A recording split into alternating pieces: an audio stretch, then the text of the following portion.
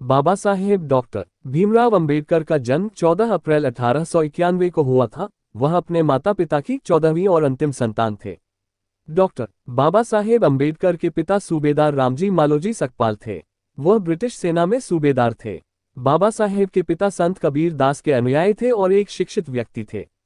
Doctor Bhimrao Ramji Ambedkar लगभग 2 वर्ष के थे जब उनके पिता नौकरी से सेवानिवृत्त हो गए थे। जब वह केवल 6 वर्ष के थे तब उसकी मां का निधन हो गया था। बाबा साहेब ने अपनी प्रारंभिक शिक्षा मुंबई में प्राप्त की।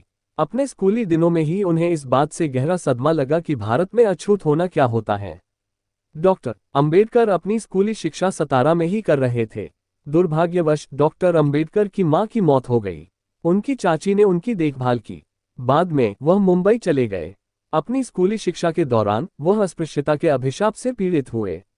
1907 में मैट्रिक की परीक्षा पास होने के बाद उनकी शादी एक बाजार के खुले छप्पड़ के नीचे हुई।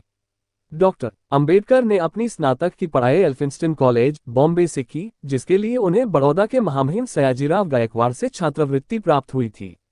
स्नातक पूरी करने के बाद अनुबंध के अनुसार उन्हें बड़ौदा संस्थान में शामिल होना पड़ा।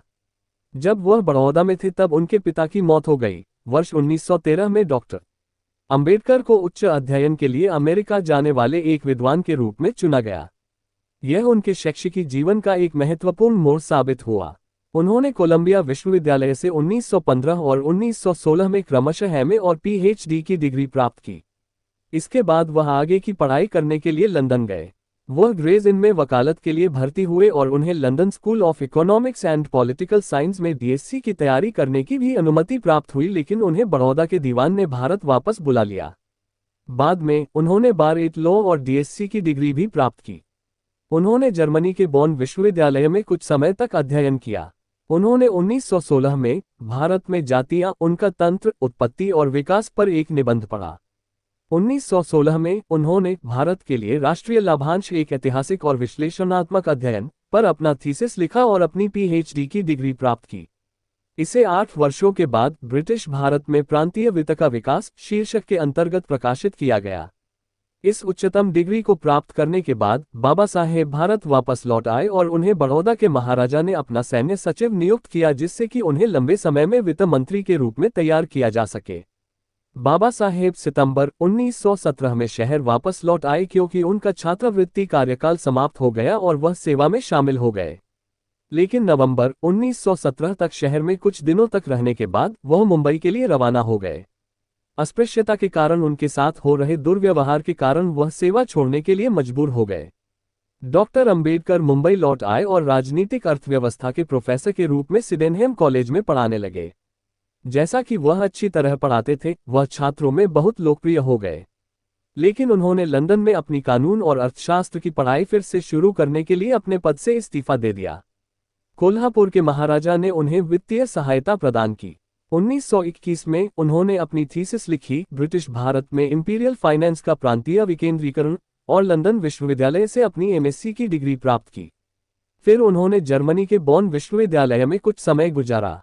1923 में उन्होंने डीएससी डिग्री के लिए अपनी थीसिस पूरी की, रुपये की समस्या, इसका उद्भव और समाधान। उन्हें 1923 में वकीलों के बार में बुलाया गया। 1924 में इंग्लैंड से वापस लौटने के बाद उन्होंने दलित लोगों के कल्याण के लिए एक एसोसिएशन की शुरुआत की, जिसमें सर चिमनलाल सीतलवाड़ अध्यक्ष और डॉक्टर अंबेडकर चेयरमैन थे। एसोसिएशन का तत्काल उद्देश्य शिक्षा का प्रसार करना, आर्थिक स्थितियों में सुधार करना और दलित वर्गों की शिकायतों का प्रतिनिधित्व करना था। उन्होंने नए सुधार को ध्यान में रखते हुए दलित वर्गों की समस्याओं को संबोधित करने के लिए 3 अप्रैल 1927 को बहिष्कृत भारत समाचार पत्र की शुरुआत की। 1928 में वह गवर्नमेंट लॉ कॉलेज, बॉम्बे में प्रोफेसर बने और 1 जून 1935 को वह उसी कॉलेज के प्रिंसिपल बने और 1938 में अपना इस्तीफा देने तक उसी पद पर बने रहे। 13 अक्टूबर 1935 को दलित वर्गों का एक प्रांतीय सम्मेलन नासिक जिले में येवला में आयोजित किया गया। इस सम्मेलन में उनकी घोषणा से हिंदुओं को गहरा सदमा लगा। उन्होंने कहा, मैं हिंदू धर्म में पैदा हुआ लेकिन मैं एक हिंदू के रूप में नहीं मरूंगा। उनके हजारों अनुयायियों ने उनके फैसले का समर्थन किया। 1936 में उन्होंने बॉम्बे प्रेसिडेंसी महार सम्मेलन को संबोधित किया और हिंदू धर्म का त्याग करने की वकालत की। 15 अगस्त 1936 को उन्होंने दलित वर्गों के हितों की रक्षा करने के लिए स्वतंत्र लेबर पार्टी का गठन किया, जिसमें ज्यादातर श्रमिक वर्ग के लोग शामिल थे। 1938 में कांग्रेस ने अछूतों के नाम में बदलाव करने वाला एक विधेयक प्रस्तुत किया। डॉ. अंबेडकर ने इसकी आलोचना की।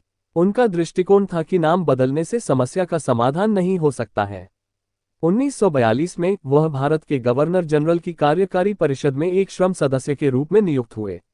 1946 में उन्हें बंगाल से संविधान सभा के लिए चुना गया। उसी समय उन्होंने अपनी पुस्तक प्रकाशित की, शूद्र कौन थे। आजादी के बाद 1947 में उन्हें देश के प्रथम प्रधानमंत्री श्री जवाहरलाल नेहरू के पहले मंत्रिमंडल में कानून एवं न्याय मंत्री के रूप में नियुक्त किया गया। लेकिन 1951 में उन्होंने कश्मीर मुद्दे, भारत की विदेश नीति और हिंदू कोड बिल के प्रति प्रधानमंत्री नेहरू की नीति पर अपना मतभेद प्रकट करते हुए मंत्री पद से इस्तीफा दे दिया। 1952 में कोलंबिया विश्वविद्यालय ने भारत के संविधान का मसौदे तैयार करने में उनके योगदान को मान्यता प्रदान करने के लिए उन्हें LLD की डिग्री प्रदान की। 1955 में उन्होंने भाषाई राज्यों पर विचार नामक अपनी पुस्तक प्रकाशित की। Doctor B.R. अम्बेडकर को उस्मानिया विश्वविद्यालय ने 12 जनवरी 1953 को डॉक्टरेट की उपाधि से सम्मानित किया।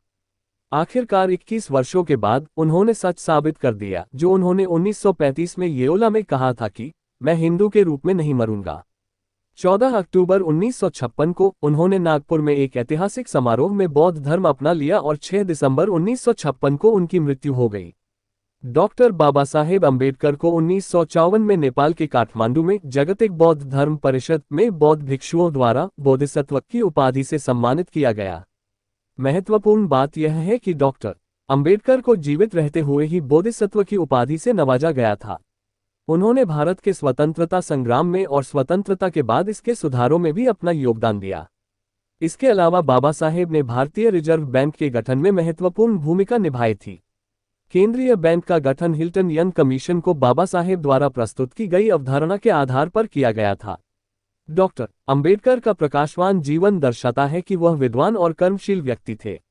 सबसे पहले उन्होंने अपनी पढ़ाई को आगे बढ़ाने में अर्थशास्त्री, राजनीति, कानून, दर्शन और समाजशास्त्र का अच्छा ज्ञान प्राप्त किया, जहां पर उन्हें कई सामाजिक बाधाओं का सामना करना पड़ा। लेकिन उन्होंने अपना सारा जीवन पढ़ने और ज्ञान प्राप्त करने और पुस्तकालयों में नहीं बिताया। उन्होंने आकर्षक वेतन के साथ उच्च पदों को लेने से इनकार कर दिया क्योंकि वह दलित वर्ग के अपने भाइयों को कभी नहीं भूले। उन्होंने अपना जीवन समानता, भाईचारे और मानवता के लिए समर्पित किया। उन्होंने दलित वर्गों के उत्थान के लिए पुरजोर कोशिश की। डॉक्टर भीमराव के जीवन के इतिहास से गुजरने के बाद उनके मुख्य योगदान और उनकी प्रासंगिकता का अध्ययन और विश्लेषण करना बहुत आवश्यक और उचित है। एक विचार के अनुसार 3 बिंदु हैं जो आज भी बहुत महत्वपूर्ण हैं। आज भी भारतीय अर्थव्यवस्था और भारतीय समाज कई आर्थिक और सामाजिक समस्याओं का सामना कर रहा है। डॉक्टर अंबेडकर के विचार और कार्य इन समस्याओं का समाधान करने में हमारा मार्गदर्शन कर सकते हैं।